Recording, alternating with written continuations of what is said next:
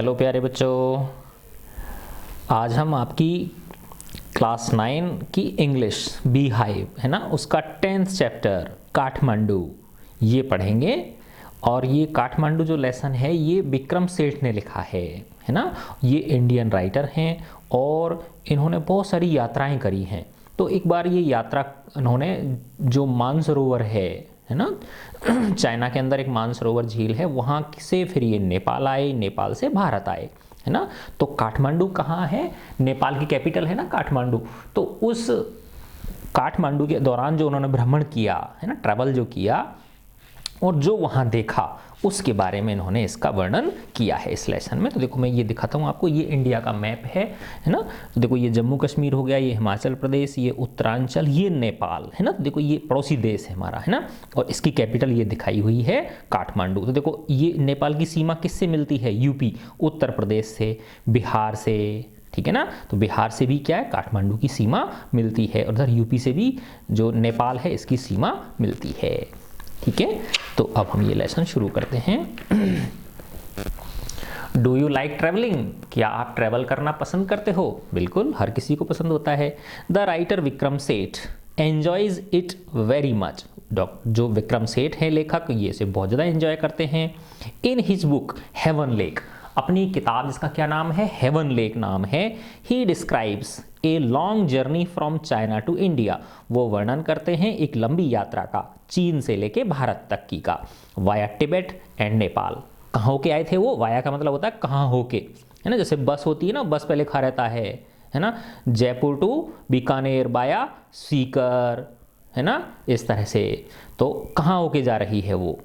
तो उनकी यात्रा की उन्होंने चीन से लेके इंडिया तक, है ना। कहाँ होके? तिब्बत, तिब्बत का मतलब तिब्बत, एंड नेपाल होके। Have you heard of places like Ajmer Sharif? क्या आपने इन स्थानों का नाम सुना है? जैसे अजमेर शरीफ, यस, अजमेर में ख्वाजा मोइनुद्दीन चिश्ती की दरगाह है ना। मदुरई है ना, ये कहाँ पे है? तमिलनाडु के अंदर है। सांची है ना, सांची में वो है ना बौद्धों के स्तूपाज हैं, है ना, सांची। और वाराणसी, वाराणसी बनारस उत्तर प्रदेश के अंदर है। सारनाथ, ठीक है ना। तो ये सांची, सारनाथ ये बौद्धों के हैं। और ये हेलेबिड, ये भी एक कहीं की जगह है। Can you name some other places like these? क्या आप ऐसे ही कई अन्य स्थानों के नाम ले सकते हैं? तो हम बहुत सारे, जैसे अपने राजस्थान में है माउंट आबू है ना। तो वो क्या है? टूरिस्ट स्पॉट है, ठीक है ना। ऐसे ही शिमला, मनाली है ना। और भारत तो क्या है, इन चीज़ों से भरा हुआ है यात्रा करने के, है ना। दूर दूर से देशों से हमारे यहाँ लोग भ्रमण करने आते हैं। What do the surroundings of a holy place in your city look like? कि आपके शहर के अंदर, जिस आप शहर में रहते हो, वहाँ का जो आसपास का एरिया है, सराउंडिंग्स है ना, उस पवित्र स्थल के, आपके शहर में जो भी कोई पवित्र स्थल है ना, उसके आसपास का जो एरिया है वो कैसा दिखाई देता है? थिंक अबाउट इट, इसके बारे में सोचो। As you read Vikram Seth's description of Kathmandu, जब आप विक्रम सेठ का डिस्क्रिप्शन पढ़ रहे हो काठमांडू के बारे में। I get a cheap room in the centre town, है ना, मैं ले लेता हूँ एक सस्ता सा कमरा बीचों बीच उस कस्बे के। काठमांडू टाउन कस्बा होता है, लेकिन यहाँ पे काठमांडू क्या है? शहर है ना। एंड स्लीप फॉर आवर्स, और घंटों सोता रहता हूँ। द नेक्स्ट मॉर्निंग, अगली सुबह, विद मिस्टर साहाद सन एंड नेफ्यू, मैं मिस्टर शाह के पुत्रों और नेफ्यू उनके भतीजे, तो ये उनके कोई जान पहचान वाले होंगे ये लोग वहाँ पे। I visit the 2 temples in Kathmandu, मैं काठमांडू के अंदर 2 टेम्पल्स की विजिट करता हूँ। That are most sacred, sacred का मतलब होता है पवित्र, टू हिंदूज एंड बुद्धिस्ट्स, जो कि हिंदुओं के लिए और बुद्धिस्ट्स के लिए, बौद्ध धर्म के अनुयायियों के लिए क्या हैं? बहुत ज़्यादा पवित्र हैं। एट पशुपतिनाथ, है ना। देखो नेपाल के अंदर एक जैसे वो शिवलिंग होते हैं ना बेटा, तो एक बहुत बड़ा भगवान शिव का मंदिर है, उसका क्या नाम है? पशुपतिनाथ मंदिर बोलते हैं। तो एट पशुपतिनाथ, पशुपतिनाथ के मंदिर पर, आउटसाइड विच ए साइन प्रोक्लेम्स, जहाँ के बाहर एक साइन बोर्ड लगा हुआ है, उस पर क्या प्रोक्लेम कर रहा है? वो क्या घोषणा की गई है? एंट्रेंस फॉर हिंदूज ओनली, सिर्फ हिंदुओं के लिए प्रवेश है ना, अन्य का प्रवेश इसमें वर्जित है। There is an atmosphere of febrile confusion, है ना, वहाँ पे एक ऐसा वातावरण है। फेब्राइल कन्फ्यूजन का मतलब क्या है? हरिड एक्टिविटी, कंप्लीट केओस, है ना, एक तरह से भागा दौड़ी जैसे होता है ना, मंदिरों में देखा होगा आपने कितनी भयंकर भीड़ होती है। जयपुर के अपने गणेश जी का मंदिर है मोती डोंगरी, कितनी ज़्यादा भीड़ होती है वहाँ पे, बहुत ज़्यादा, है ना, ऐसे ही। तो एक कंप्लीट एक तरह से केओस की सी स्थिति बनी हुई है, ठीक है ना। प्रीस्ट्स पुजारी, हॉकर्स बेचने वाले, डिवोटीज भक्त लोग, टूरिस्ट्स पर्यटक, काउज गायें, मंकीज बंदर, पीजन्स कबूतर, एंड डॉग्स कुत्ते, रोम थ्रो द ग्राउंड्स, उस ग्राउंड पर वहाँ पे क्या हो रहे हैं? रोम थ्रो, इधर उधर मंडरा रहे हैं, घूम रहे हैं। We offer a few flowers, हम ऑफर करते हैं थोड़े से फूल। मैं, लेखक कह रहे हैं कि मैं थोड़े से क्या करता हूँ? फूल चढ़ाता हूँ। There are so many worshippers, बहुत सारे वर्शिपर्स हैं वहाँ पर, है ना, पूजा करने वाले हैं, अर्चना करने वाले हैं। That some people trying, there are so many worshippers, बहुत सारे वहाँ पे क्या हैं? पूजा करने वाले लोग आए हुए हैं। दैट की कुछ लोग ट्राई कर रहे हैं टू गेट प्रीस्ट्स अटेंशन, पुजारी का ध्यान आकर्षित करने का कोशिश कर रहे हैं। आर एल्बोर्ड असाइड, और उनको कोहनी मार के हटा दे रहे हैं कुछ लोग, और अन्य लोग क्या कर रहे हैं? उनको एल्बो के द्वारा कोहनी मार के उनको हटा रहे हैं। By others pushing their way to the front, और उनको कोहनी मार के वो आगे तक पहुंचने का अपना रास्ता बना रहे हैं। यानी कुछ लोग पुजारी का ध्यान आकर्षित करने के लिए आगे बढ़ रहे हैं, कुछ लोग उनको पीछे धकेल रहे हैं कोहनी से, जिससे कि वो आगे चले जाएं। ए princess of Nepalese royal house, एक राजकुमारी नेपाल के राजघराने की, शाही राजघराने की एक राजकुमारी अपीयर्स प्रकट होती हैं, वहाँ आती हैं। एवरीवन बोज एंड मेक्स वे, हर कोई व्यक्ति उन्हें प्रणाम करता है और झुकता है उनके लिए सम्मान से, और मेक्स वे उनके लिए रास्ता देता है। बाय द मेन गेट पर a party of saffron clad westerners, है ना, गेरुए वस्त्र धारण किए हुए पश्चिम के लोग, है ना, विदेशी लोग। वेस्टर्नर्स का मतलब क्या है? पश्चिम के लोग, यानी जो किन्होंने क्या धारण किया हुआ है? गेरुआ रंग के कपड़े धारण किए, जैसे उनके होते हैं ना, साधु संतों के होते हैं, वैसे वो स्ट्रगल कर रहे हैं, है ना, संघर्ष कर रहे हैं। For permission to enter, permission लेने की, प्रवेश करने के लिए परमिशन लेने की क्या कर रहे हैं? वो स्ट्रगल कर रहे हैं।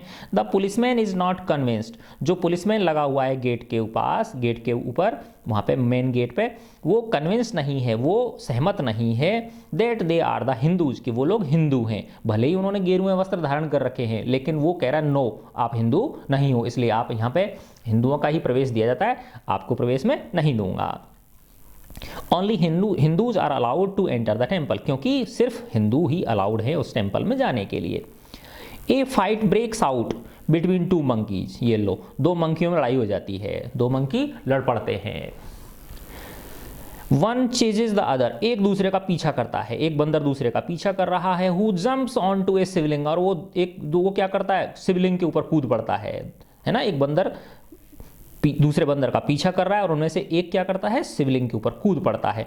Then runs screaming around the temple, और फिर वो चीखता हुआ दौड़ जाता है चारों ओर मंदिर में। एंड डाउन द रिवर, और वो नीचे नदी की ओर चला जाता है चीखता हुआ बंदर, है ना, उसके पीछे दूसरा बंदर पड़ रहा है। द होली बागमती, और उस नदी का क्या नाम है? पवित्र बागमती नदी की तरफ वो बंदर चीखता हुआ चला जाता है।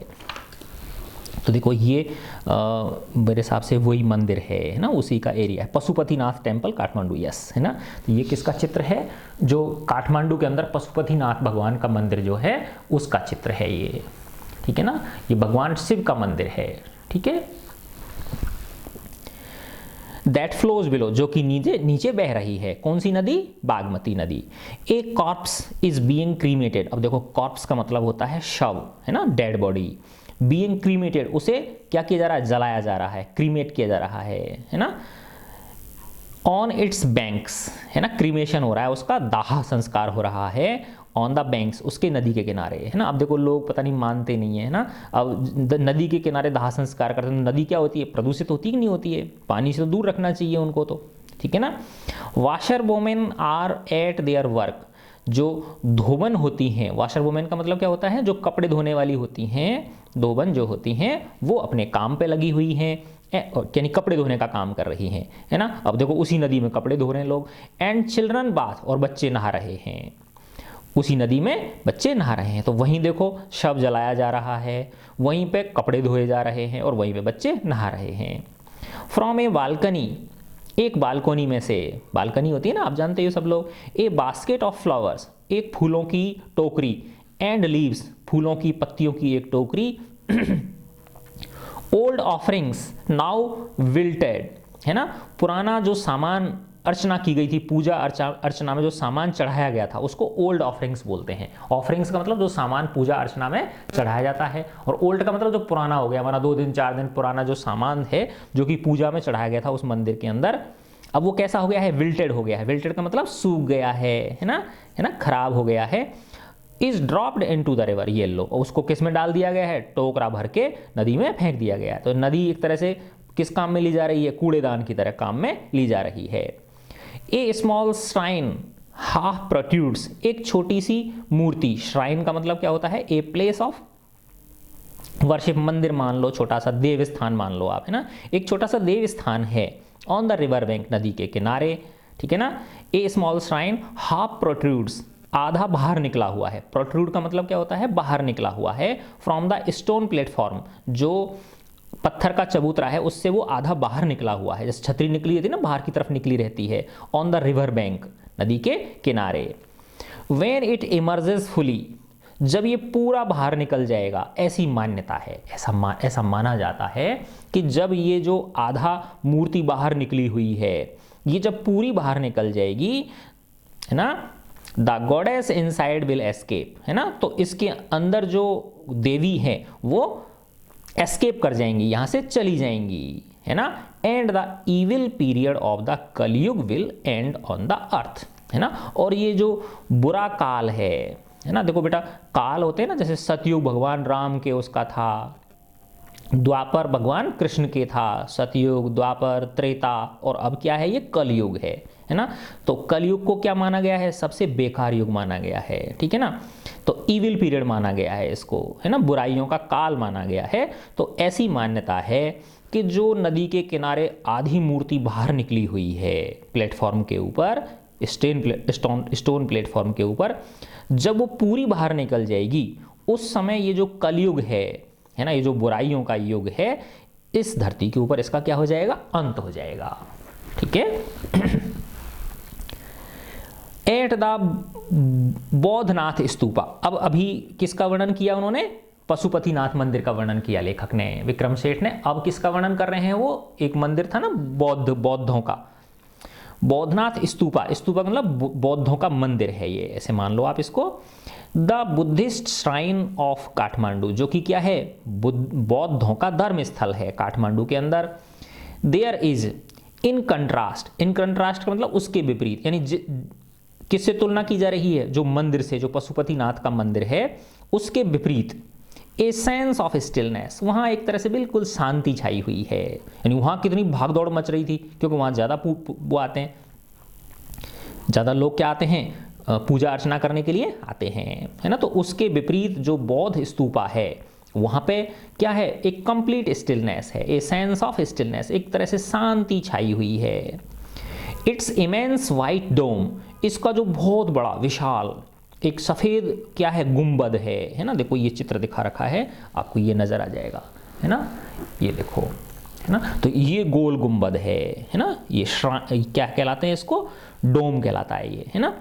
इट्स इमेंस, इसका ये जो विशाल काय सफ़ेद जो डोम है, डोम को मैं क्या बोलूँ, गुंबद जो है, is ringed by a road, इसके चारों ओर रोड है। देखो तुम ध्यान से देखोगे तो आपको नजर आ जाएगा कि ये देखो ये आदमी चल रहे हैं ना, ये वो बुद्धिस्ट हैं, है ना। तो इसके चारों ओर ऐसे पूरी गोलाई में क्या बनी हुई है, एक ऊपर रोड बनी हुई है, ठीक है ना, जिसके चारों ओर लोग क्या कर सकते हैं, परिक्रमा लगा सकते हैं, ऐसे समझ लो आप इसको। Is ringed by a road, इसके चारों एक रोड है। Small shops stand on its outer edge, छोटी छोटी दुकानें, है ना, इसकी जो आउटर एज है, जो बाहरी किनारा है इस बौद्धनाथ स्तूपा का, उस पर छोटी छोटी कुछ दुकानें हैं। Many of these are owned by Tibetan immigrants, इनमें से जो अधिकांश दुकानें हैं उनके मालिक कौन है? ओन्ड बाय का मतलब मालिक होना। उनके मालिक कौन है? तिब्बत से आए हुए प्रवासी लोग। प्रवासी का मतलब तिब्बत से आए और वहीं जाके बस गए नेपाल में ही, वो उन लोगों के हैं। अब वो क्या क्या चीज़ बेच रहे हैं? फेल्ट बैग्स का मतलब होता है, वैसे होते हैं ना फेल्ट बैग्स, एक तरह से समझो आप जैसे डिज़ाइनर बैग होते हैं, थोड़े चमक दमक वाले डिज़ाइनर बैग्स। टिबेटियन प्रिंट्स का मतलब तिब्बत की प्रिंट वाले कपड़े, है ना, जैसे अपने होता है ना जयपुरी प्रिंट हो गया, बूंदी की प्रिंट हो गए, तो एक तरह से अलग वहाँ की अलग छपाई होती है कपड़ों के ऊपर, है ना, तो अलग रंग बिरंगे कपड़े होते हैं, है ना। टिबेटियन प्रिंट्स, तिब्बत की प्रिंट के कपड़े। एंड सिल्वर ज्वेलरी, और सिल्वर की यानी चांदी की ज्वेलरी है। कैन बी बॉट हेयर, यहाँ पे खरीदी जा सकती हैं। तो वहाँ से आप डिजाइनर बैग खरीद सकते हो, टिबेटियन प्रिंट्स के कपड़े खरीद सकते हो और सिल्वर की ज्वेलरी खरीद सकते हो। देयर आर नो क्राउड्स, यहाँ पे कोई भीड़ नहीं है। This is a haven of quietness, ये एक तरह से शांति का स्वर्ग है। In the busy streets around, और एक चारों ओर जो भीड़ भाड़ भरी जो गलियां हैं उनके मध्य यह एक शांति का स्वर्ग है। काठमांडू इज विविड का मतलब होता है स्पष्ट, है ना, क्लियर। काठमांडू इज विविड, है ना, थोड़ा सा चमकीला है, चटकीला है, स्पष्ट है। चटकीला मान लो आप इसको, है ना, चटक रंग के जैसा। मर्सिनरी का मतलब होता है मनी माइंडेड, है ना, लोग पैसा बनाने में माहिर हैं, है ना। जो विदेशी जो लोग आते हैं ना, उनको ऐसी तरह तरह की चीज़ें जो रख रखी हैं सजावट की, इनसे वो क्या करते हैं, पैसा बना लेते हैं अच्छा खासा। रिलीजियस, धार्मिक है ये स्थान। With small shrines to flower adorned deities along the narrowest and busiest streets। जैसे देखा होगा ना अपने यहाँ क्या होता है, हर गली मोहल्ले में आपको मंदिर मिल जाएंगे, जगह जगह कोने कोने में छोटे छोटे। तो एक तरह से वहाँ पे भी ऐसी स्थिति है ना। जैसे आप मथुरा वृंदावन चले जाओ तो वहाँ आपको हर गली में मंदिर मिलेंगे छोटे छोटे। तो वैसे ही यहाँ पे भी यही दिखाया गया है।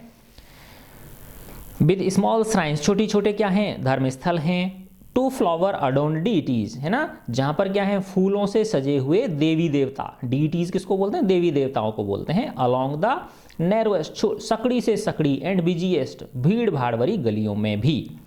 विद फ्रूट सेलर्स, फल विक्रेता हैं। फ्लूट सेलर्स, बांसुरी विक्रेता मिलेंगे आपको खूब सारे। हॉकर्स ऑफ पोस्ट कार्ड आपने कभी देखा होगा, जैसे आप ताजमहल देखने जाओ आगरा, है ना, तो वहाँ पे एक वो मिलेगा, जैसे एक छोटी सी बुक होती है पोस्ट कार्ड टाइप की, तो उसमें वहाँ के ताजमहल के आसपास के चित्र मिलेंगे आपको, तो उनके विक्रेता, पोस्ट कार्ड्स के विक्रेता, ठीक है ना। शॉप्स सेलिंग वेस्टर्न कॉस्मेटिक्स, दुकानें हैं जो कि पश्चिमी विदेशी साज सजावट के सामान बेच रहे हैं, सजावट के सामान। फिल्म रोल्स का मतलब है कि पहले, आजकल तो डिजिटल कैमरा आने लग गए, है ना, पहले क्या होता था, रोल डलती थी कैमरा के अंदर, फिर उसको साफ करवाते थे, ठीक है।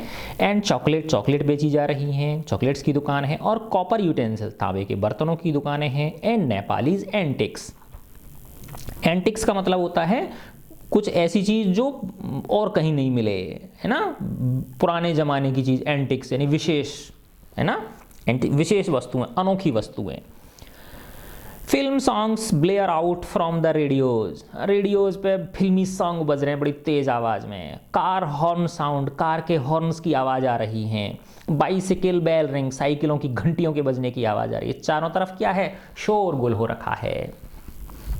स्ट्रे काउज, आवारा गायें। लो क्वेश्चनिंगली, लो यानी काऊ की आवाज़ को भी लो कहा जाता है, वो आवाज़ निकाल रही हैं, जैसे करती ना गायें ऐसे करती हैं क्वेश्चनिंगली। एट मोटरसाइकिल्स के ऊपर आवाज़ें निकाल रही हैं वो, है ना। Vendors shout out their wares, और जो विक्रेता हैं वो अपनी चीज़ों को बेचने के लिए आवाज़ लगा रहे हैं, ये ले लो वो ले लो, उनका सामानों का नाम ले लेके वो क्या कर रहे हैं, आवाज़ लगा रहे हैं। I indulge my self mindlessly, मैं उसमें शामिल हो जाता हूँ, अपने आप को शामिल कर लेता हूँ बिना ज़्यादा माइंड लगाए, है ना, वो जो सब उसको चीज़ में मैं अपने आप को व्यस्त कर लेता हूँ। अब क्या कर रहे हैं लेखक, बाय ए बार ऑफ मार्जीपन की एक बार खरीद लेते हैं। जैसे बार का मतलब जैसे चॉकलेट बार होती है ना, वैसे ही मार्जीपन क्या है, एक मिठाई है वहाँ की, है ना, जिस पे ग्रेटेड आलमंड, है ना, क्या नाम है, उसकी भुरकन डाल देते हैं, बादाम की कटे हुए टुकड़े उस पर डाल देते हैं, वो खरीद लेते हैं लेखक। एक corn on the cob, corn on the cob का मतलब क्या होता है, मक्का। रोस्टेड जो कि पकाई गई है ना, भुनी गई है, इन्हें चारकोल ब्रेजर, सिगड़ी में, कोयले की सिगड़ी पर भुनी हुई मक्का खरीद लेते हैं लेखक। ऑन द पेवमेंट, पेवमेंट का मतलब होता है सड़क के किनारे, है ना, फुटपाथ जो होता है उस पर से। Rubbed with salt, chilli powder and lemon, जिस पे कि क्या रगड़ देते हैं, आपने देखा होगा जैसे बरसात का मौसम होता है उस समय सड़कों के किनारे मक्का मिलती है, मक्के के भुट्टे जो होते हैं जिन पे नमक, मिर्ची पाउडर और नींबू रगड़ देते हैं वो। एक कपल ऑफ इस लवली स्टोरी कॉमिक्स, और लेखक क्या खरीद लेते हैं, कुछ प्यार की कहानियाँ की कॉमिक्स की कहानियाँ खरीद लेते हैं। And even a readers digest, और ये रीडर डाइजेस्ट क्या है, ये एक मैगजीन है ना, लेखक रीडर डाइजेस्ट भी खरीद लेते हैं। All this I wash down with Coca Cola, और इन सबको मैं कोका कोला पी के नीचे अपने शरीर में, अपने पेट में नीचे डाल लेता हूँ। इसका मतलब इन सबको क्या क्या खाया लेखक ने, मार्जीपान खा लिया, भुट्टा खा लिया, लवली स्टोरी कॉमिक्स की बुक खरीद ली, रीडर डाइजेस्ट खरीद ली, और फिर कोका कोला पी लिया उन्होंने, है ना, कोका कोला पिया, और एंड ए नॉजिएटिंग ऑरेंज ड्रिंक, है ना, और एक ऑरेंज ड्रिंक पी ली उन्होंने, है ना। ऑरेंज ड्रिंक का मतलब ये संतरे का जूस पी लिया एक तरह से, जो नॉजिएटिंग है, नॉजिएटिंग का मतलब थोड़ा सा वैसा है, तीखा है ना, उसमें कुछ एक्चुअल संतरे का नहीं है, वो कुछ अलग तरह से बनाया गया है, जो नॉजिएटिंग है, एक तरह से ना डकार आने लग जाती है पेट के अंदर से, पेट में खलबली मचा देता है, तो उसको नॉजिएटिंग बोलते हैं। And feel much of better it, और अब लेखक कैसा महसूस करते हैं, अच्छा महसूस करते हैं। I consider what route I should take back home, अब लेखक कह रहे हैं कि मैं अब कौन सा रास्ता लूं घर जाने का, है ना, मैं घर लौटने का कौन सा रास्ता पकड़ूं। If I were propelled by enthusiasm, enthusiasm का मतलब होता है उत्साह, अगर मैं उत्साह के द्वारा प्रोपेल किया जाता, प्रोपेल का मतलब धकेलना होता है वैसे, लेकिन यहाँ पे क्या अर्थ है कि अगर मेरे में अंदर उत्साह बचा रहता, फॉर ट्रैवल पर से का मतलब इटसेल्फ, अगर मेरे अंदर अब और ज़्यादा ट्रैवल करने का उत्साह बचा रहता तो, है ना। वैसे देखो आपको पता ही लेखक कहाँ से, चाइना से ट्रैवल करते हुए आ रहे हैं, है ना, चाइना, फिर तिब्बत, फिर उसके बाद नेपाल, तो वैसे नॉर्मली क्या आदमी थक जाता है ना। तो यही कहना चाह रहे हैं लेखक कि if I were propelled by enthusiasm for travel पर से, अगर मेरे अंदर यात्रा का कुछ और उत्साह बचा रहता तो I would go by bus and train to Patna, तो मैं बस या ट्रेन से कहाँ जाता, पटना जाता। देखा ना अपन बिहार से लगी हुई है उसकी जो वो है सीमा जो है ना। तो लेखक कह रहे हैं मैं ट्रेन या बस से कहाँ जाता, पटना जाता। Then sail up the Ganges, Ganges का मतलब गंगा नदी में, फिर वो गंगा नदी के अंदर पता है आपको क्या चलती हैं, वो चलती हैं जो है ना पानी के जहाज चलते हैं, एक तरह से ऐसे समझो बोट चलती हैं, जिनके द्वारा फिर वो कहाँ जाते, है ना। Then sail up the Ganges past Banaras, फिर मैं वहाँ से बनारस तक जाता, टू इलाहाबाद, फिर इलाहाबाद जाता। देन अप द यमुना, फिर यमुना को पास करते हुए पास्ट आगरा टू दिल्ली, फिर आगरा होते हुए कहाँ पहुँच जाता, मैं दिल्ली पहुँच जाता। लेखक कह रहे हैं कि अगर मेरे पास टाइम होता और मेरे अंदर थोड़ा बहुत उत्साह बचा रहता तो मैं ये वाला रास्ता पकड़ता, ये लंबा रूट पकड़ता। कैसे, ट्रेन या बस से कहाँ पहुँचता, पटना जाता, फिर वहाँ से पानी के उससे बोट में बैठ के, है ना, फिर कहाँ पे, इलाहाबाद, बनारस से इलाहाबाद, फिर वहाँ से होके कहाँ, यमुना से आगरा, और फिर दिल्ली पहुँच जाता। But I am too exhausted, लेकिन मैं बहुत थका हुआ हूँ। But I am too exhausted and homesick, मैं बहुत ज़्यादा थक गया हूँ, है ना, और मुझे होम सिकनेस भी है। होम सिक का मतलब मुझे घर की याद आने लग जाती है। Today is the last day of August, आज अगस्त का लास्ट दिन है, 31 अगस्त है। Go home I tell myself, अरे यार घर चल, मैं अपने आप से कहता हूँ, अरे यार छोड़, अब घर चलते हैं, सीधे घर चलते हैं। मूव डायरेक्टली टूवर्ड्स होम, सीधे घर चल। I enter a Nepal airline office, मैं नेपाल एयरलाइन के ऑफिस में प्रवेश कर जाता हूँ। किसके लिए, टिकट खरीदने के लिए, एरोप्लेन का। And buy a ticket for tomorrow's flight, और मैं कल सुबह की ट्रेन उसकी फ्लाइट की टिकट खरीद लेता हूँ। अर्थात लेखक वो वाला आइडिया छोड़ देते हैं। I look at the flute seller, है ना। अ फ्लूट सेलर यानी बांसुरी विक्रेता। अब लेखक बांसुरी विक्रेता को देखते हैं standing in A corner of the square.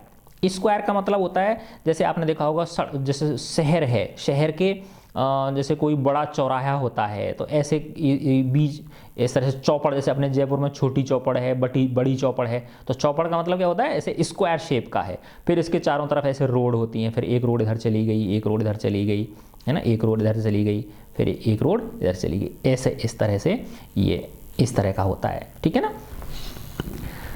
तो इसको स्क्वायर बोलते हैं। चौराहा है ना, चौराहे कैसे होते हैं, गोल भी होते हैं, ऐसे गोल भी होते हैं, और ये स्क्वायर शेप के होते हैं। तो ये स्क्वायर शेप वाला चौराहा है वो, है ना। तो उस चौराहे की बात कह रहे हैं वो वर्गाकार चौराहे की, कि वहां पे वो लेखक किसको देखते हैं, एक बांसुरी विक्रेता को देखते हैं नियर द होटल, होटल के पास। In his hand is a pole, उसके हाथ में एक पोल है, जैसे डंडा होता है ना, बड़ा वाला डंडा है उसके, है ना, जैसे बांस का मान लो या किसी भी चीज का मान लो, है ना, एक बड़ा सा डंडा है, उसके पोल है। With N attachment at the top, और उसकी जो पोल है उसके ऊपरी सिरे पे एक कुछ स्पेशल उसने अटैचमेंट लगा रखा है।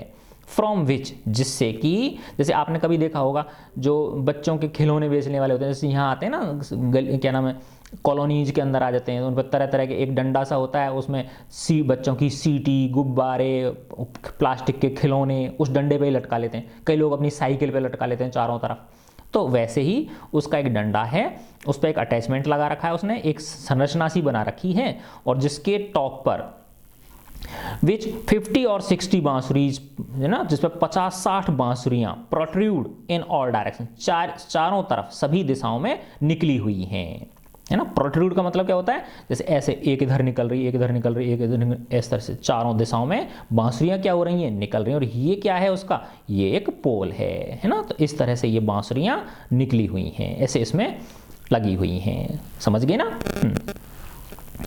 Like the quills of A porcupine, porcupine एक वो होता है, जीव होता है ये, है ना, कांटेदार जीव होता है, झाबू मूसा जिसको बोलते हैं, है ना। और उसके चारों तरफ क्या होते हैं, शरीर के कांटे होते हैं इसके, है ना।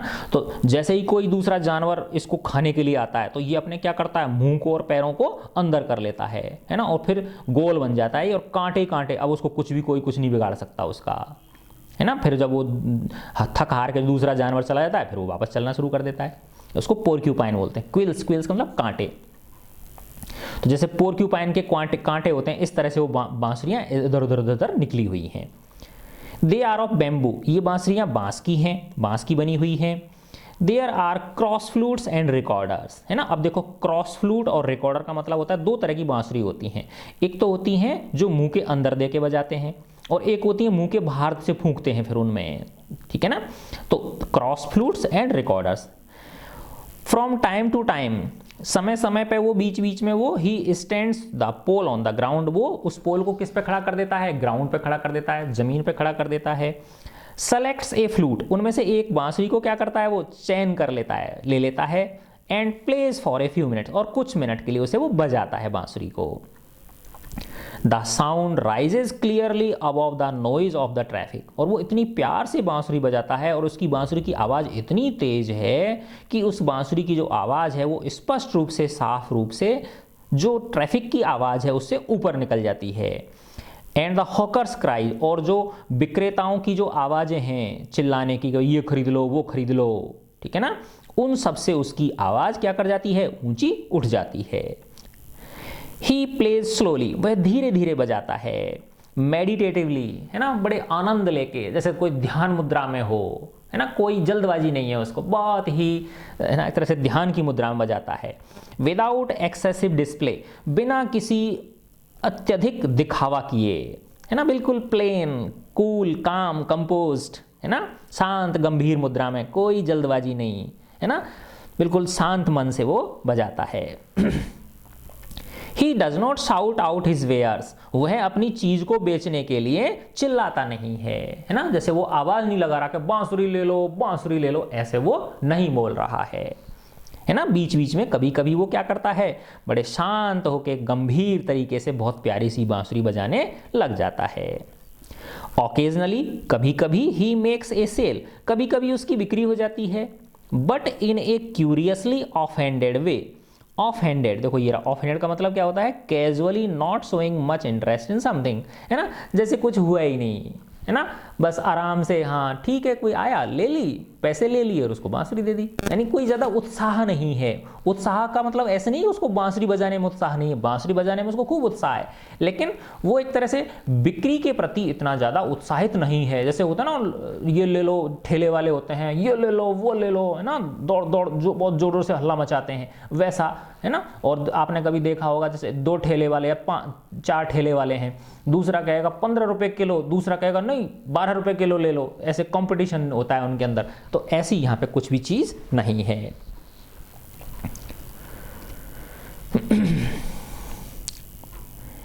तो ये ओकेजनली ही मेक्स ए सेल, कभी कभी बीच बीच में यदा कदा उसकी कुछ सेल हो जाती है, बिक्री हो जाती है, but in a curiously offended way, लेकिन बिल्कुल ज़्यादा उत्साहित हुए बिना, as if were incidental to his enterprise, मानो कि उसने वो जो श्रम कर रहा है, एंटरप्राइज का मतलब क्या होता है, जो श्रम कर रहा है उससे ये उसको इंसिडेंटल मिला है, आकस्मिक रूप से मिली है, इसलिए उसको ज़्यादा उसके प्रति बहुत ज़्यादा वो दिखावा नहीं कर रहा है। समटाइम्स ही breaks off playing to talk to the fruit seller, कभी कभी वो रुक जाता है बांसुरी बजाने से, किस चीज़ के लिए, बातें करने के लिए, टू द फ्रूट सेलर, उसके पास में जो फल विक्रेता है उससे बात करने के लिए वो थोड़ी देर के लिए रुक जाता है। आई इमेजिन, मैं कल्पना कर रहा हूँ, that this has been the pattern of his life for years, मैं सोच रहा हूँ, मैं कल्पना कर रहा हूँ कि ऐसा जो कर रहा है ये इसकी ज़िंदगी का कई वर्षों से पैटर्न चला आ रहा है, यानी कई वर्षों से ये ऐसा ही कर रहा है। I find it difficult to tear myself away, तो टेयर अवे का मतलब दूर हटाना, तो मैं अपने आप को उस दृश्य से, उस बांसुरी वाले के दृश्य से दूर हटाना मुश्किल पा रहा हूँ। फ्रॉम द स्क्वायर, उस चौराहे पे मैं उस बांसुरी बजाने वाले के दृश्य से अपने आप को अलग करना बहुत मुश्किल पा रहा हूँ। Flute music always does this to me, है ना, लेखक कह रहे हैं कि ये जो फ्लूट म्यूजिक है, जो बांसुरी का जो संगीत है, ये मेरे साथ कुछ ऐसा ही करता है, ये मुझे क्या कर देता है, आनंद में ला देता है, मंत्रमुग्ध मुझे कर देता है। It is at once the most universal and most particular of sounds, लेखक कह रहे हैं कि ये मेरे लिए एक बहुत ही मोस्ट यूनिवर्सल है, सार्वभौमिक है, एंड मोस्ट पर्टिकुलर, और सबसे ज़्यादा विशेष जो आवाज़ों में से ये सबसे ज़्यादा विशेष आवाज़ है मेरे लिए। देयर इज़ नो कल्चर, लेखक कह रहे हैं ऐसी कोई संस्कृति नहीं है, that does not have it's flute, जिसकी की फ्लूट नहीं हो, अर्थात हर संस्कृति की अपनी अलग अलग बांसुरियाँ होती हैं, चाहे भले ही होती जरूर हैं, चाहे अलग अलग हों। जैसे रीड ने, अब ये सब बांसुरियों के प्रकार दिखा रखे हैं, अलग अलग जगह की अलग अलग प्रकार की बांसुरियाँ होती हैं।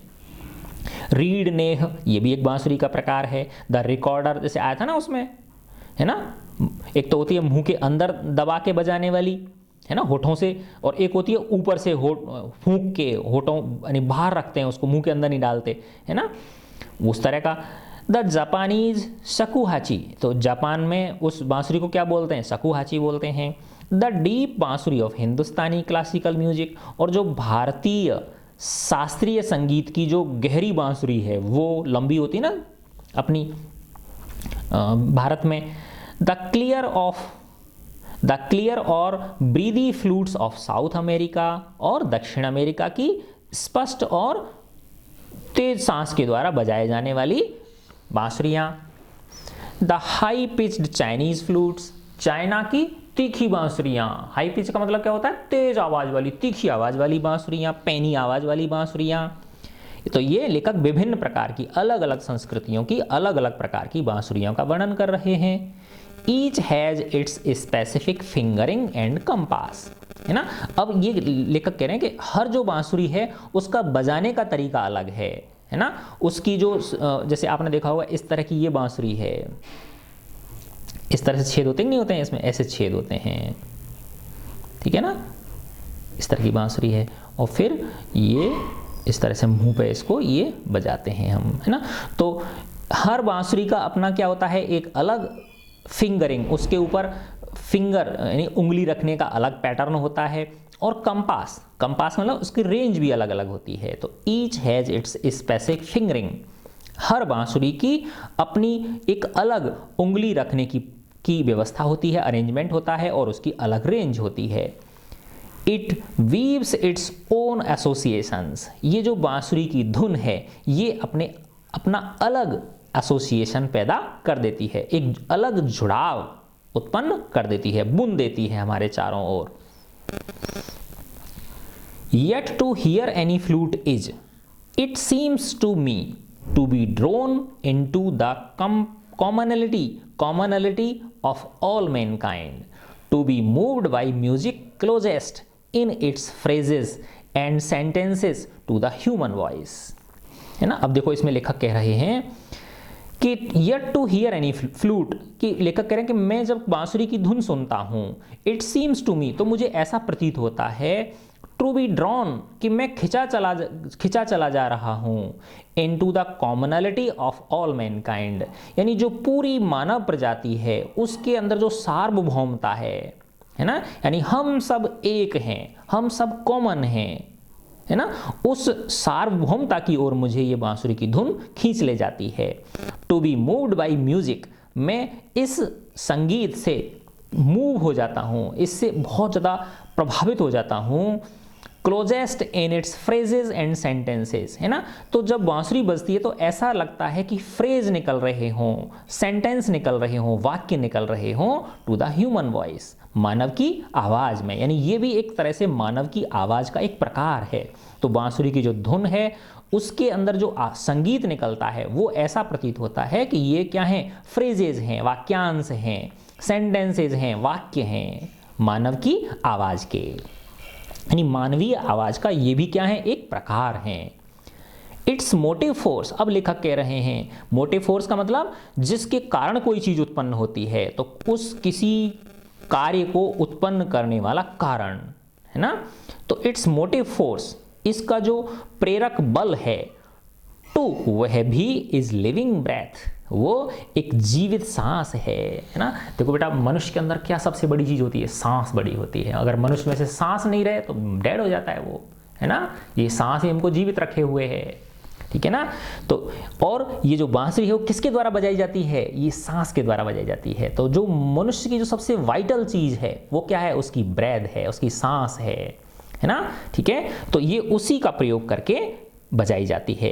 तो इट्स मोटिव फोर्स, इस बांसुरी का जो प्रेरक बल है वह भी क्या है, इसकी जीवित सांस होती है मनुष्य की।